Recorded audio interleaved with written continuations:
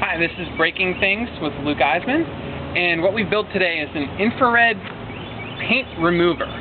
So basically, for the cost of a couple gallons of conventional, horrible for the environment, and not so nice to breathe paint remover, you can build, about $50 total cost, you can build something that will actually heat the paint and separate the bond between the paint and the oils in the wood. And to build this, we ordered this weird thing called a ceramic heater, ceramic infrared heater. This is then spliced on, just 2 wires from it, then spliced onto a higher gauge. I took this from an old microwave, cord from an old microwave. This is a rolling paintbrush thing that I took the rolling part off of and then spliced. I built this out of a garbage can lid, just cut it into pieces. I put some rivets on it as well. They were probably unnecessary. I should have just used this thin gauge wire to basically create a frame for this. You can feel the heat from it, and it doesn't seem to be boiling my skin or anything by just putting my hand in front of it briefly. And then we've spliced that onto here. The cool thing about using this paint roller is, one, it gives us a convenient handle here. This is just electrical tape that's slowly melting and not the best quality thing to use. It gives us a convenient handle here, and this is actually threaded inside. So those stick extender things that you use, like if you're rolling the ceiling, you can use that to hold this up to get rid of those popcorn paint things on your ceiling or anything else you need an extension for. So what I've done here, this is an old window we took out from our house, just a junk window. And scrape along here, it's just a chisel, so when you lose your actual paint scraping tool, you see kind of nothing happening.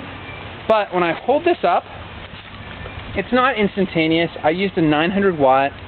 The plans I saw before this used a 1000 watt.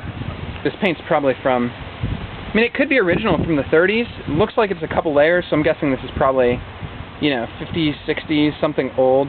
It smells really, really bad. Heat this a while. You can check it even as you're heating it with a scraper, and you'll see now, just scraping like before, I'm actually getting layers of paint off now. Sometimes it will actually, if you hold it there long enough, it should actually bubble up the paint a bit.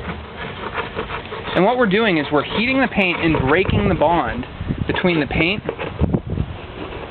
and in this case, the paint below, and then eventually we'll get to the actual wood. And you most likely want to do this outside, or with a mask on, or with every window in your house open and a really big fan on, and still planning on not being in there for a while.